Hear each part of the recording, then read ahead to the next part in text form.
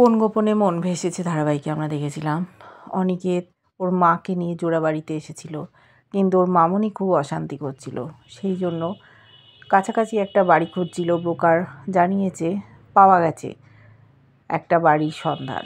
শ্যামলী বলেছে তাহলে আজকেই ওনাকে ওখানে আমরা রেখে দিই, না হলে ওনার অসম্মান হবে। সেই মতো অনিকেত শ্যামলী চলে গেছে ওর মাকে নিয়ে ভাড়া বাড়িতে। আছে ওদেরই একটা কাজের লোক, সমস্ত বুঝিয়ে দিয়েছে কখন কি খেতে হবে না হবে। খাবারটা জোড়াবাড়ি থেকে আসবে, কিন্তু ওর মা মানতে পারছে না, বলছে না এখানে তো ওই মেয়েটি আছে, ওই যা হোক করে দেবে। শ্যামলী জোড়াজুড়ি করছে, এদিকে অস্থির হয়ে ঘুরে বেড়াচ্ছে অনিকেতের মামনি। মেনে নিতে পারছে না যে ছেলে গেছে তার মাকে ভাড়া বাড়িতে রাখতে, দেরি হচ্ছে। ওর মা বলছে যে তুই এবার ফিরে যা, না হলে চিন্তা করবে। কিন্তু ও বলছে তুমি বেশি কথা বলো না, তোমার শরীর ভালো নেই, আগে তোমাকে এখানে সেট করে দিই, তারপরে আমি যাব। মামনি ফোন করেছে, অনিকেত ফোন ধরেছে, ওর মাকে বলেছে তুমি এর মাঝে কিন্তু একটাও কথা বলবে না। বলেছে যে এত রাত হলো, কোথায় আছিস তুই? বললো এই যে মাকে গুছিয়ে দিচ্ছি, আর আমি ভাবছি রাতটা এখানেই মার সাথে থেকে যাব, না হলে গোছানো ঠিকঠাক হবে না। বলছে কি, তুই ওই মহিলার সাথে রাতে একই বাড়িতে থাকবি? কিছুতেই আমি হতে দেবো না, তুই শিগগির বাড়ি চলে আয়। কেন তুই থাকবি? ও বলছে মামনি তুমি বোঝার চেষ্টা করো। বলছে না আমি কোনো কথা শুনতে চাই না, তুই এক্ষুনি চলে আসবি। সাথে শ্যামলীও গেছে, তাই চিন্তা করছে। অনিকেত দেখলো ফোনটা ওর মামনি কেটে দিল, কিন্তু ও মামনিকে অতটা গুরুত্ব দিচ্ছে না। মাকে অনেক দিন পর কাছে পেয়েছে, সেই জন্য মাকে একটু যত্ন আত্তি করতে চায়। দেখেছিলাম খুব রেগে গেছে ওর মামনি, নিজের মনে গজগজ করছে। ছেলেটা পর হয়ে গেল, কার জন্য হলো আমি জানি, এই শ্যামলীর জন্যই হয়েছে। ও সাথে গেছে। হঠাৎ করে অনন্যা ওখানে চলে এসেছিল, বলছে কি ব্যাপার তুমি এখানে? তুমি তো দেখলে শ্যামলী অনিকেত কি করছে, তারপরেও তুমি চুপ। বলছে কি হয়েছে মা? বলছে তুমি এত ঠান্ডা গলায় কি করে বলছো? তোমার মনের মধ্যে কিছু হচ্ছে না?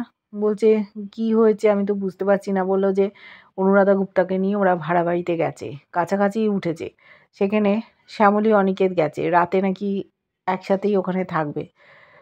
বুঝতেই পারছো এখানে সবার সামনে কি করছিল, ওখানে আলাদা থাকবে, তোমার সংসারটা কিন্তু ভেসে যাবে। তুমি অনিকেতের স্ত্রী, তোমার উচিত ওকে বাড়িতে ফিরিয়ে আনা, রাতটা ওখানে যাতে শ্যামলীর সাথে না কাটায় সেটা দেখা তোমার কর্তব্য। অবাক হয়ে যাচ্ছে অনন্যা। অনন্যা একটা ঠান্ডা স্বভাবের মেয়ে, বুঝতে পারছে না কি করবে। বলছে যে আস্তে আস্তে তোমার দেখছো তো মাটি সরে যাচ্ছে পায়ের তলা থেকে, তুমিই পারবে এইটা করতে। ইচ্ছে করে অনন্যাকে এগিয়ে দিল যাতে অনিকেতকে বাড়ি ফিরিয়ে নিয়ে আসে। অনিকেতকে কিছুতেই ওর মায়ের সাথে থাকতে দেবে না, এত জেলাসি ফিল করছে। ঘরের মধ্যে অস্থির হয়ে ঘুরে বেড়াচ্ছে। সেখানে এসে সূর্য, অনিকেতের বাবা, বলছে জানো তোমার ছেলে গেছে ওই অনুরাধা গুপ্তার কাছে, রাতটা ওখানে নাকি থাকবে। বলছে যে তুমি কিছু বলবে না? তখন বলল দেখো আমি ওকে বলতে পারি কিন্তু জোর করতে পারি না, যতই হোক ওর মা। বলছে ওর মা কোথায় ছিল? ওর মা যখন ওকে ফেলে চলে গেছিলো, আমি অনির মা। সূর্য বলছে তুমি একটু ঠান্ডা হও, শান্ত হয়ে চিন্তা করো। ও বড় হয়েছে, আমি ওকে কি বলতে পারি? ছোটোবেলায় অনেক বুঝিয়ে বাজিয়ে যা হোক কিছু বলা যেত, কিন্তু এখন বলা যায় না। ওকে আমরা কোনো দিনই আটকাইনি, এখনও ওর মার সাথে থাকতে চায়। বলছে না এই তুমি শব্দটা একেবারে উচ্চারণ করবে না। রেগে গেছে, নিজের ব্যাগ গোছাচ্ছে, চলে যাবে। বলছে এরকম তুমি করো না, বোঝার চেষ্টা করো। বলছে তুমি এখন যাও ওই অনুরাধা গুপ্তার সাথে সংসার করো, একেবারে তোমার প্রেম জেগেছে। বলছে কী সব বলছো তুমি নিজেও বুঝতে পারছো না। ওদিকে অনিকেত ওর মাকে বলছে আচ্ছা মা, তোমাকে কোনো দিন জিজ্ঞেস করা হয়নি তুমি কি খেতে ভালোবাসো। বলছে তুই এই কথা বললি, আমাকে আজ পর্যন্ত কেউ কোনো দিন বলেনি। বলছে বলো না মা। বললো যে আমি কি খেতে ভালোবাসতাম আমি তো নিজেই ভুলে গেছি। আমি নিজের পায়ে নিজে কুড়ুল মেরেছিলাম, আমি জোড়াবাড়ি থেকে চলে গেছিলাম, কিন্তু পরে বুঝতে পেরেছি কত বড় ভুল করেছিলাম। জানিস অনি, আমি চাউমিন খেতে অর্থাৎ চাইনিজ খেতে খুব ভালোবাসি। বলছে তুমি চাইনিজ খেতে ভালোবাসো? ওর মা ডাক শুনে খুব খুশি। বলছে আমার অসুখটা অনেকটাই সেরে গেল। তুই যে এই যে মা বলে ডাকলি সেই জন্য। দেখছে শ্যামলী মা ছেলের কথোপকথন, ওর তো মা নেই, ভাবছে স্যার আজকে কত খুশি হয়েছে। তখন বলছে, ঠিক আছে তুমি চাইনিজ খেতে ভালোবাসো, আমার একটা চেনা পরিচিত দোকান আছে, আমি সেখান থেকে আনাচ্ছি। শ্যামলী বলল, স্যার বাইরে রিচ খাবার খাওয়ানো কি ঠিক হবে, আমি বরং এখানে কিছু করে দিচ্ছি। বললো, না না, আমি দাঁড়িয়ে থেকে তেল মশলা কম দিয়ে করিয়ে আনছি। বললো যে ঠিক আছে। তখন চলে গেল অনিকেত খাবার আনতে। শ্যামলী ওখানে আছে। শ্যামলী বলল, আমি আপনাদের বিছানাটা ঠিক করে দিই, আপনি তো স্যারের সাথে শোবেন। তখন বলল যে তুই এখানে চুপ করে বস। বলছে, তোকে আমি তুই বলে ডাকছি, তুই আমার মেয়ের মতো। বললো, এবার বল তো তুই অনির কে হোস? ও চুপ করে আছে, কি বলবে বুঝতে পারছে না। মহেশ্বরকে ডাকছে, মহেশ্বর এমন একটা প্রশ্নের সম্মুখীন করলে। তখন বলছে যে আমি জানি তুই অনির একজন ওয়েল উইশার, তুই ওর ভালো চাস, তোর মতো কেউ চাইতে পারে না। আমি তো প্রথমে ভেবেছিলাম তুই হয়তো অনির স্ত্রী, তারপর ভাবলাম না, তোর হাতে তো শাঁখা পলা সিঁদুর কিচ্ছু নেই, যদিও আজকালকার মেয়েরা পরে না, তাও তোকে দেখে তো আমার মনে হয়নি তুই ওই ধরনের মেয়ে। তাহলে তুই কে? ও চুপচাপ আছে। বলছে, ওই যে আমি স্যার বলি, আর স্যারের স্ত্রী হচ্ছে ওই যে অনন্যা, জোড়াবাড়িতে দেখেছেন? বললো, হ্যাঁ আমি তো সেটা দেখেছি। বললো, তাও আমি তোর কাছ থেকে জানতে চাই, আমার তো মনে হয় তুই আমার ছেলেকে খুব ভালোবাসিস, কী সম্পর্ক তোদের সাথে? তখন ও বলল যে স্যারকে কিছু বলবেন না, আমার সাথে স্যারের বিয়ে হয়েছিল কিন্তু ঠিকঠাক বিয়েটা হয়নি, সেই জন্য আমরা আলাদা হয়ে গেছি। বলছি, তুই ডিভোর্স করে দিয়েছিস? কেন করেছিস? এখন তো আর কিছু করার নেই। বলছে, না কিছু আমি করতেও চাই না, অনন্যা খুব ভালো মেয়ে, স্যার ওর সাথে সুখী হবেন। বললো, স্যারকে কিন্তু আপনি বলবেন না, না হলে উনি ভুল বুঝবেন। সেই সময় দেখেছি চলে এসছে অনিকেত। বলছে, কি হচ্ছে, কি ব্যাপার? খাবারটা নিয়ে এসছে। বলল যে আমি খাবার বেড়ে দিচ্ছি সকলকে।